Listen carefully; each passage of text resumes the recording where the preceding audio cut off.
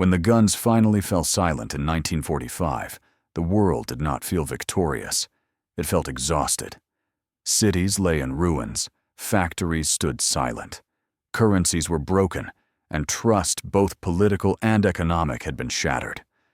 Europe, once the engine of global commerce, was a landscape of ration cards and rubble. Asia faced devastation of equal scale.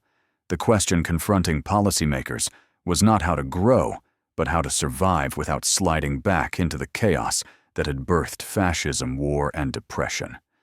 The post-World War II economic boom did not emerge naturally from peace. It was engineered deliberately from fear. The memory of the interwar years loomed over every decision. After World War I, victorious nations had demanded reparations, imposed austerity, and trusted markets to self-correct. The result had been catastrophic hyperinflation, mass unemployment, political extremism, and another war. By 1945, that lesson was seared into institutional memory. This time, reconstruction would not be punitive. It would be expansive. Stability would come before ideology. Growth would be treated as a security imperative, not a byproduct. The MarshallPlan emerged from this realization. Officially known as the European Recovery Program, it was not simply foreign aid. It was a radical rethinking of how economic power could be deployed to shape geopolitical outcomes.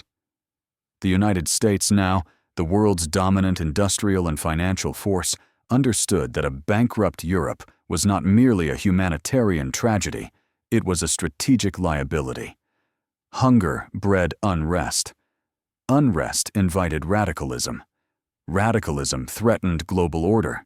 Between 1948 and 1952, the U.S. transferred over $13 billion to Western Europe, an unprecedented sum at the time. But the money itself was only part of the story. The Marshall Plan imposed structure. Funds were tied to rebuilding infrastructure, stabilizing currencies, modernizing industry, and restoring trade. European governments were encouraged, sometimes pressured to cooperate, coordinate, and plan collectively. This was not laissez-faire reconstruction. It was guided capitalism. Crucially, the Marshall Plan restored confidence before it restored output. Currencies stabilized, investment returned, expectations shifted. When people believe tomorrow will be better than today, behavior changes. Savings turn into spending. Hoarding gives way to production. The plan's greatest achievement was psychological. It convinced a traumatized continent that collapse wasn't inevitable. But the Marshall Plan did not operate in isolation. It was embedded within a broader architecture designed to prevent the financial failures of the past. Bretton Woods had already laid the foundation.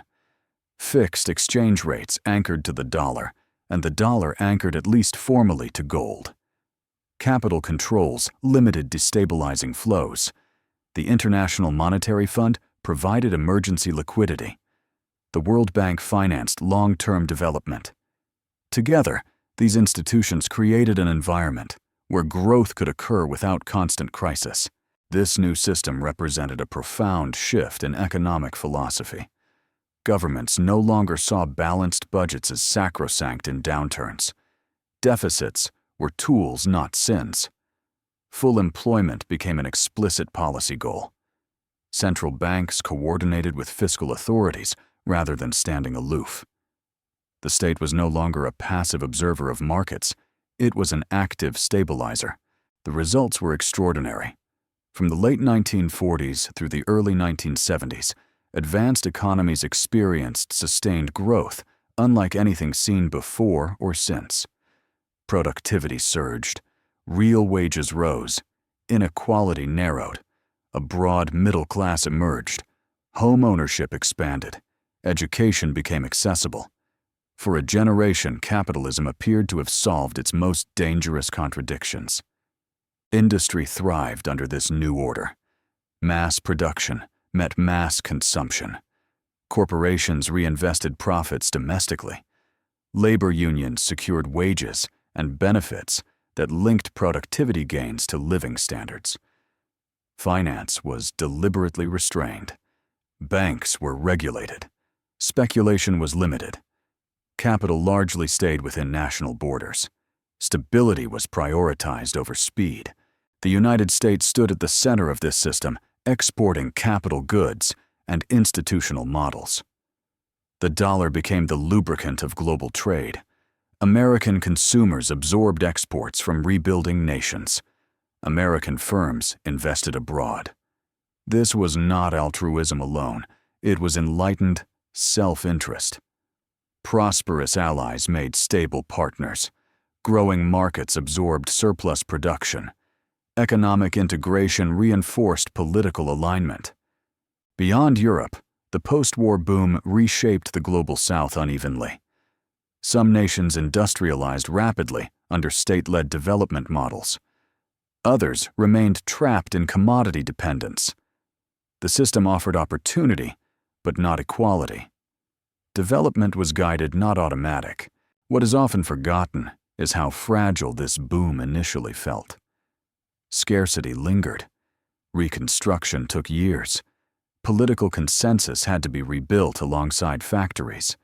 The success of the post-war order was not guaranteed. It was contingent on cooperation discipline and a shared memory of disaster. And yet precisely because the trauma was fresh, restraint held. Governments taxed heavily to fund welfare states. Corporations accepted regulation. Financial actors operated within narrow lanes. The lesson of the Great Depression that unfettered markets could destroy societies remained vivid. The post-World War II boom was therefore not a triumph of markets alone, nor of states alone. It was a synthesis. Markets generated efficiency and innovation. States provided stability and demand. Institutions mediated conflict. Growth was not left to chance. It was cultivated. Standing amid the cranes and concrete of a rebuilding Europe, one could sense that something unprecedented was taking shape, an economic order that treated prosperity as a public good rather than a private accident. This order would dominate the second half of the 20th century, shaping expectations, politics, and finance itself. But embedded within its success were tensions between national sovereignty and global integration, between discipline and flexibility, between stability and dynamism, that would grow more pronounced as memories of war faded and new generations began to take abundance for granted, tensions that would eventually test whether the institutions forged in the shadow of catastrophe could survive prosperity itself. Tensions that would surface when growth slowed, inflation returned, and the limits of coordination became visible, forcing societies to reconsider the balance they had struck between markets and states. A reconsideration that would mark the end of the post-war consensus and the beginning of a new, more volatile era in global economic history, an era whose roots lay not in failure, but in the very success of the system that had delivered decades of unprecedented growth, a success that carried within it the seeds of change, seeds that would begin to sprout when the assumptions underpinning the boom no longer held. When the world that had been rebuilt moved beyond recovery and into a phase of transformation that would challenge everything. Policymakers thought they had learned a transformation whose full consequences would reveal themselves gradually as the very policies that had stabilized the post-war world began to strain under the weight of their own success. For prosperity, once achieved, alters behavior just as profoundly as scarcity. By the late 1960s, the foundations of the post-war boom were still standing, but hairline fractures had appeared. Full employment empowered labor, pushing wages higher. Welfare states expanded, increasing fiscal commitments. Governments discovered that voters accustomed to growth resisted sacrifice. At the same time, the global economy was becoming more complex. Trade volumes surged. Capital sought higher returns. The fixed exchange rates of Bretton Woods, once a stabilizing anchor, began to feel like a constraint. The United States, at the center of the system, faced a unique dilemma. It was expected to supply the world with dollars to lubricate trade, yet also to maintain dollar convertibility into gold. These goals were incompatible over time. As U.S. deficits financed Cold War commitments and domestic programs, dollars accumulated abroad faster than gold reserves could support. Confidence quietly eroded. The system still functioned, but on belief rather than balance. When inflation emerged in the late 1960s and early 1970s, it exposed the limits of the post-war compromise. Governments had learned how to stimulate demand, but not how to restrain it politically. Central banks remained subordinated to growth and employment goals. The oil shocks of the 1970s delivered the final blow. Suddenly, scarcity returned, not from war, but from geopolitics. Prices surged. Growth slowed. The promise of perpetual expansion broke. This moment marked the end of the post-World War II economic consensus. The institutions that had rebuilt the world proved less adept at managing abundance inflation and globalization than they had been at managing reconstruction. Financial repression gave way to liberalization. Capital controls weakened. Central banks regained independence. Markets were asked once again to discipline governments rather than be disciplined by them. And yet it would be a mistake to view the post-war boom as a temporary illusion. Its legacy is permanent. It demonstrated that capitalism could deliver broad-based prosperity when institutions aligned incentives with social stability. It showed that growth was not merely a market outcome, but a policy choice. It created the modern middle class, expanded education, and normalized the idea that economic security was a legitimate public goal. The Marshall Plan in this light was not just a program, it was a precedent. It proved that investment in stability pays compounding returns. That confidence is as important as capital. That economic reconstruction can be a tool of peace rather than punishment.